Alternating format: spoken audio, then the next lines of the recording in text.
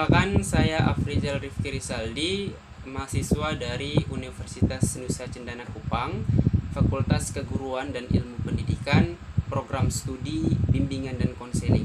Di sini saya akan melakukan video mengenai bimbingan kelompok untuk memenuhi salah satu tugas mata kuliah, yaitu Manajemen Bimbingan Konseling yang diampu oleh Bapak Putu Agus Indrawan MPD. Di sini saya akan berperan sebagai konselor. Baik, langsung saja kita mulai. Selamat pagi adik-adik sekalian. Sebelumnya Bapak mengucapkan terima kasih kepada kalian karena telah meluangkan waktu kalian untuk mengikuti layanan kita, yaitu layanan bimbingan kelompok, walaupun secara virtual atau online seperti ini. Sebelum kita memulai kegiatan kita, alangkah baiknya kita memulai dengan doa. Di sini Bapak minta salah satu dari kalian untuk membawa kita dalam doa. Siapa yang bersedia? Oke, baik. Silakan Putra memimpin kita dalam doa.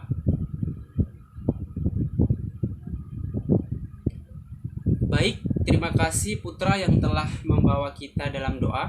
Sekali lagi Bapak mengucapkan selamat pagi untuk kita semua, dan terima kasih juga untuk kalian yang telah meluangkan waktu kalian untuk mengikuti layanan kita pada pagi hari ini, yaitu layanan bimbingan kelompok, walaupun secara virtual ataupun secara online seperti ini. Baik, bagaimana kabar kalian para adik-adik sekalian?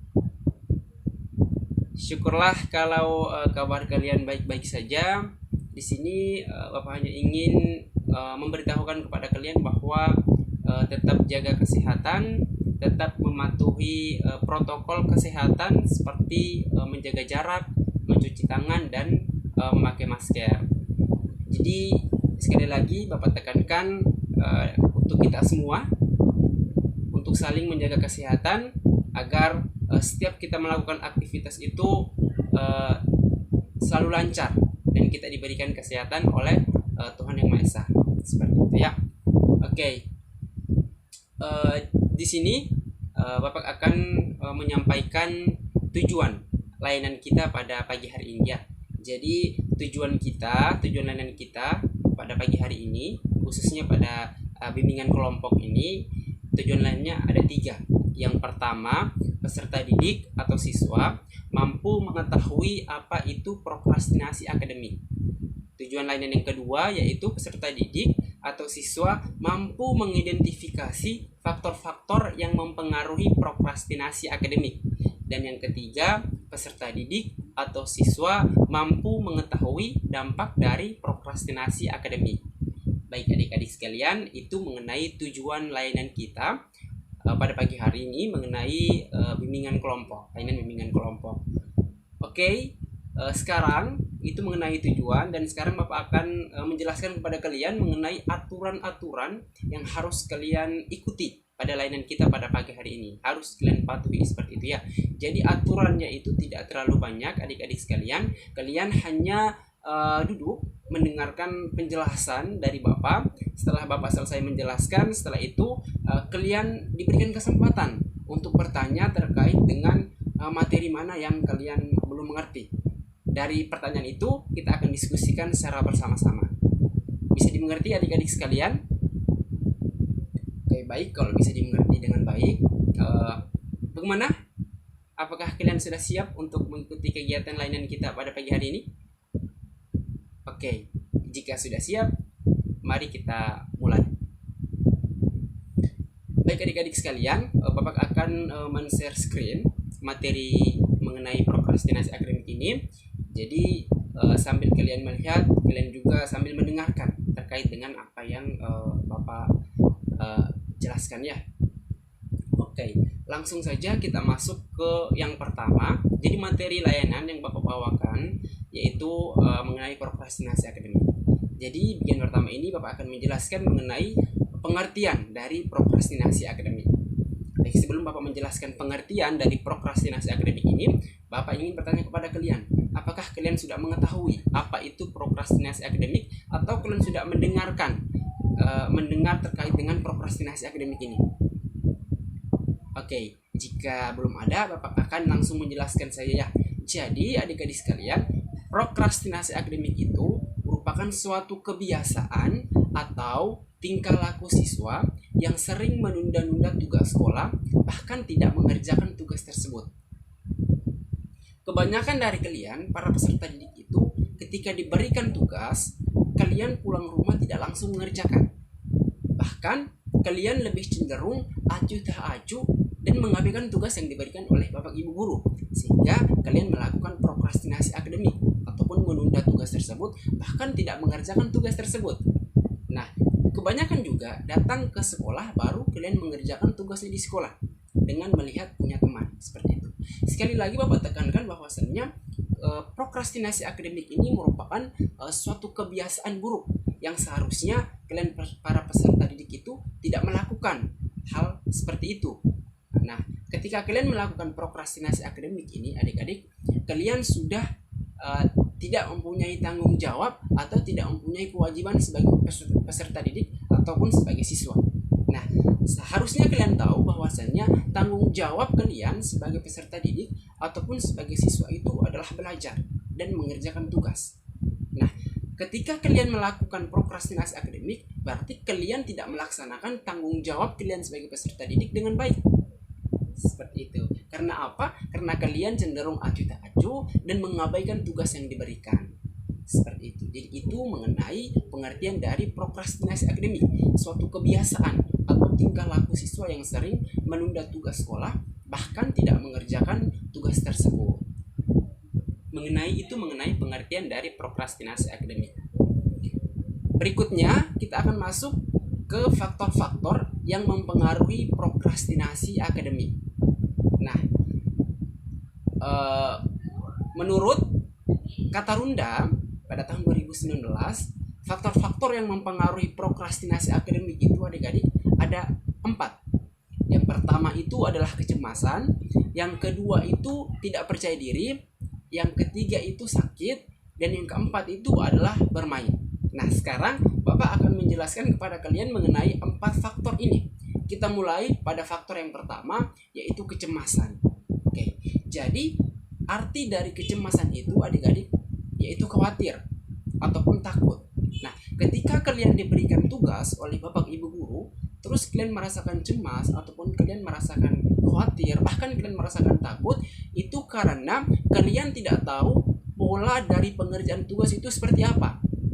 Atau kalian tidak tahu cara ataupun langkah-langkah dalam mengerjakan tugas itu seperti apa, sehingga kalian merasa cemas. Kalian cenderung takut, bahkan bingung dalam mengerjakan tugas tersebut. Itu karena apa? Karena ketika guru menjelaskan soal di depan ataupun ketika guru menjelaskan materi di depan, kalian tidak memperhatikannya dengan baik. Seperti itu. Sehingga ketika diberikan tugas, kalian tidak mengerti terkait dengan cara pengerjaan tugas itu seperti apa. Nah, di sini Bapak ingin memberitahukan kepada kalian mengenai cara agar kalian itu tidak cemas, kalian itu tidak takut, bahkan tidak khawatir dalam mengerjakan tugas yang diberikan oleh Bapak Ibu guru ini.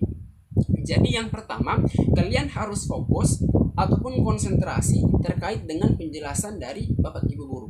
Karena ketika kalian fokus dan kalian konsentrasi, maka kalian akan memahami ataupun kalian mengerti dengan baik terkait dengan penjelasan dari guru. Ketika kalian sudah paham, ketika kalian sudah mengerti dengan baik, ketika diberikan tugas, kalian tahu pula pengerjaan tugas itu seperti apa. Karena kebanyakan guru-guru itu ketika mereka memberikan tugas kepada kalian, soalnya itu tidak jauh dari apa yang telah mereka jelaskan. Sehingga kalian dituntut atau diwajibkan untuk fokus dan konsentrasi dalam mendengarkan apa yang diajarkan oleh Bapak Ibu guru. Seperti itu. Yang kedua, membuat rangkuman. Nah, membuat rangkuman ini teman-teman, kalian hanya mencatat poin penting ataupun intisari dari penjelasan guru. Seperti itu. Jadi kalian tidak usah mencatat semua yang dijelaskan oleh guru. Karena ketika kalian mencatat semuanya, itu akan menyusahkan kalian dalam belajar. Karena ketika kalian melihat catatan kalian yang sebanyak itu, kalian langsung cenderung malas dalam belajar ataupun dalam membacanya. Sehingga membuat rangkuman itu khusus untuk yang penting-penting saja untuk kalian masukkan ke dalam rangkuman tersebut. Agar memudahkan kalian, agar dalam belajar itu kalian cepat mengerti ataupun cepat paham. Dan yang berikutnya adalah Yang berikutnya adalah bertanya kepada guru terkait dengan materi yang belum kalian paham. Seperti itu. Karena ketika kalian tidak paham, lalu kalian hanya berdiam diri saja, tidak mau bertanya kepada guru, maka itu akan menyusahkan kalian dalam belajar ataupun dalam mengerjakan tugas.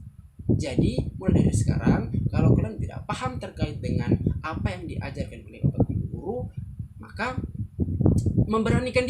harus memberanikan diri untuk bertanya agar memudahkan kalian dalam belajar. Seperti itu. Baik, itu mengenai faktor yang pertama, mengenai kecemasan. Berikutnya kita masuk ke faktor kedua, yaitu tentang tidak percaya diri. Nah, tidak percaya diri ini banyak sekali dimiliki oleh kalian para peserta didik. Kebanyakan dari kalian tidak percaya pada kemampuan yang kalian miliki. Padahal percaya diri itu penting. Percaya diri pada kemampuan kalian itu sangat penting. Karena ketika kalian percaya pada diri kalian, kepada kemampuan kalian, soal ataupun tugas yang diberikan oleh bapak ibu guru, mau sesulit apapun soal ataupun tugas itu, pasti kalian punya keinginan ataupun kalian punya kemauan dalam mengerjakan tugas tersebut. Karena kalian sudah percaya diri pada kemampuan diri kalian. Entah itu hasilnya mau salah atau mau benar, setidaknya kalian sudah berusaha semaksimal mungkin dalam mengerjakan tugas tersebut.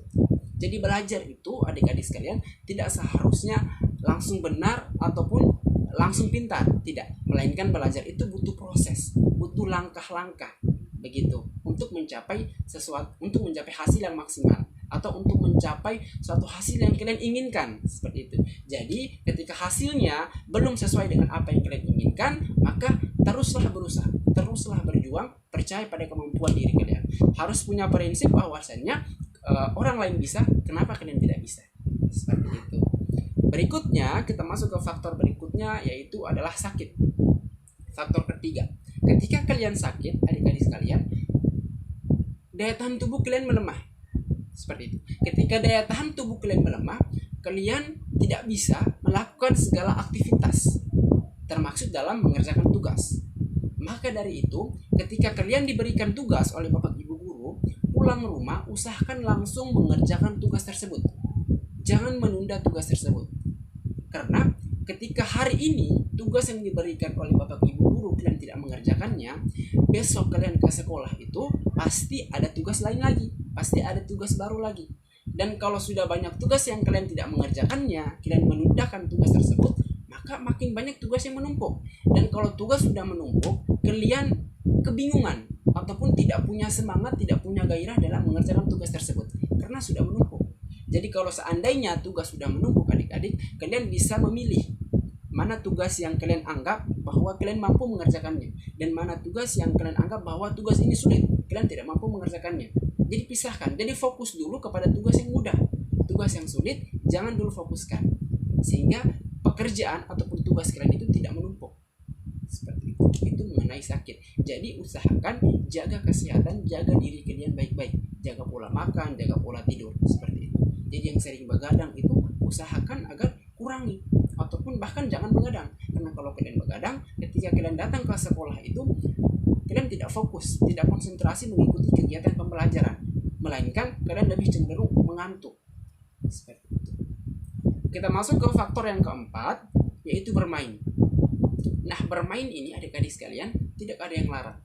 Kalian boleh bermain sepuasnya, asalkan kalian sudah melaksanakan tanggung jawab kalian sebagai peserta didik ataupun sebagai siswa. Nah, tanggung jawab kalian sebagai peserta didik ataupun sebagai siswa itu adalah belajar dan mengerjakan tugas. Jadi kalau tanggung jawab kalian sudah kalian laksanakan dengan baik, maka silahkan bermain. Karena bermain juga perlu untuk merefreshing otak kalian, agar kalian tidak terlalu stres, tidak terlalu beban dengan tugas-tugas yang telah diberikan. Seperti itu. Boleh bermain, asalkan sudah melaksanakan tanggung jawab kalian sebagai peserta didik, yaitu belajar dan mengerjakan tugas. Seperti itu adik-adik. Dan asalkan juga bisa memanajemen waktu dengan baik. Kalian harus bisa mengatur waktu dengan baik, mana waktu untuk bermain, mana waktu untuk belajar, mana waktu untuk mengerjakan tugas, dan juga mana waktu untuk membantu orang tua. Jadi pintar-pintar memanajemen waktu dengan baik, agar tugas yang diberikan oleh bapak ibu guru itu tidak menumpuk, agar kalian mudah dalam menyelesaikan tugas tersebut. Baik, itu mengenai 4 faktor dari menurut kata Runda. ada 4 faktor, yaitu kecemasan, tidak percaya diri, sakit, dan bermain. Kita masuk ke berikutnya, yaitu dampak dari prokrastinasi akademik. Jadi menurut si Royce, adik-adik, dampak ataupun konsekuensi yang didapatkan oleh kalian ketika kalian melakukan prokrastinasi akademik itu adalah timbulnya rasa bersalah pada diri kalian, rasa penyesalan pada diri kalian, dan juga mendapatkan sanksi ataupun hukuman dari guru-guru. Nah, dampak yang paling sering didapatkan kepada kalian itu adalah mendapatkan hukuman dan sanksi dari guru. Jadi hukuman atau sanksi dari guru-guru itu bisa berupa seperti kayak memukul kalian, suruh kalian berlutut, bahkan mengusir kalian keluar, tidak mengikuti pelajarannya, dan bahkan ada juga guru-guru yang membawa kalian ke ruang BK untuk mendapatkan bimbingan dari guru BK. Seperti itu. Jadi mulai dari sekarang, dengan materi yang telah Bapak bawakan mengenai prokrastinasi akademik ini, usahakan agar kalian itu tidak melakukan lagi. Karena prokrastinasi akademik itu merupakan suatu hal yang buruk, yang seharusnya kalian para peserta didik itu tidak melakukan hal seperti itu. Baik adik-adik, itu mengenai materi yang telah Bapak jelaskan singkat, padat, dan jelas. Dan waktu berikutnya Bapak berikan kepada kalian untuk kalian yang belum paham terkait dengan penjelasan dari Bapak, kalian bisa bertanya ya. Jadi kalian bertanya itu bisa mengaktifkan tombol mikrofon yang ada pada Zoom meeting ini, ataupun juga bisa raise hand yang ada pada Zoom ini. Baik, waktu dan kesempatan Bapak berikan kepada kalian yang ingin mau bertanya. Oke, baik. Pertanyaan dari Amel. Silahkan Amel. Apa yang ingin ditanyakan atau apa yang ingin kita diskusikan secara bersama-sama? Silahkan. Oke, baik. Pertanyaan yang sangat bagus. Terima kasih ya adik Amel. Jadi yang Bapak tangkap dari pertanyaan dari adik Amel ini adalah di bagian faktor-faktor yang mempengaruhi prokrastinasi akademik, cara apa yang harus dilakukan agar adik Amel itu bisa percaya diri atas kemampuan yang adik Amel miliki. Baik, Bapak langsung menjelaskan saja, Bapak langsung menjawab saja. Jadi sudah tadi Bapak tekankan bahwasannya percaya diri itu, percaya pada kemampuan diri itu sangat penting untuk dimiliki oleh kalian para peserta didik. Karena dengan kalian percaya diri, maka kalian akan berusaha untuk melakukan segala sesuatu yang berkaitan dengan tugas yang kalian anggap bahwa tugas itu susah. Karena kalau kalian percaya diri pada kemampuan kalian, maka kalian berusaha dalam mengerjakan tugas tersebut. Jadi entah hasilnya itu mau benar ataupun mau salah, intinya kalian sudah berusaha semaksimal untuk mengerjakan tugas tersebut karena kalian sudah percaya pada kemampuan diri kalian. Jadi adik Amel lebih banyak memotivasi diri lagi seperti itu. Dan satu lagi, tidak boleh membandingkan kemampuan adik Amel dengan teman-teman yang lain. Karena semakin adik Amel membandingkan kemampuan adik Amel dengan teman-teman yang lain, maka adik Amel akan cenderung minder ataupun tidak mau berusaha seperti itu. Jadi yakin dengan kemampuan adik Amel miliki, harus percaya diri dengan kemampuan adik Amel miliki. Orang lain bisa, kenapa adik Amel tidak bisa? Makanya harus melakukan sesuatu agar adik Amel itu bisa diakui oleh teman-teman bahwa adik Amel itu mampu seperti itu. Ya, jadi lebih banyak memotivasi diri lagi adik Amel. Yakin dan percaya pada kemampuan adik Amel, hilangkan rasa takut adik Amel, hilangkan rasa egois ataupun rasa malu adik Amel, hilangkan semua itu. Karena dengan semua itu membuat kalian tidak berkembang dengan baik. Oke, bagaimana adik Amel bisa mengerti? Oke, baik. Bagaimana, masih ada pertanyaan lain untuk adik-adik sekalian? Oke, jika tidak ada, maka pertemuan kita sampai di sini. Namun sebelum itu, Bapak ingin salah satu dari kalian untuk menyimpulkan terkait dengan materi ataupun pertemuan kita pada hari ini. Siapa yang ingin menyimpulkan? Siapa yang mau menyimpulkan seperti itu? Tidak ada kah? Oke, jika tidak ada yang mau menyimpulkan, maka Bapak akan simpulkan terkait dengan materi kita ataupun pertemuan kita pada hari ini. Jadi materi yang Bapak bawakan pada hari ini yaitu mengenai prokrastinasi akademik. Jadi pengertian dari prokrastinasi akademik itu merupakan suatu kebiasaan atau tingkah laku siswa yang sering menunda tugas sekolah bahkan tidak mengerjakan tugas tersebut. Dan ada pun faktor-faktor yang mempengaruhi prokrastinasi akademik, yaitu ada kecemasan, tidak percaya diri, sakit, dan bermain. Dan ada pun dampak yang ditimbulkan. Jadi dampak itu adalah timbulnya rasa penyesalan pada diri siswa dan mendapatkan hukuman ataupun sanksi dari guru. Itu mengenai kesimpulan yang dapat Bapak simpulkan pada pertemuan kita pada kali ini ya. Baik, sekali lagi Bapak ingin memberitahukan kepada kalian bahwa Bapak sudah mengirimkan link evaluasi hasil proses di grup kita.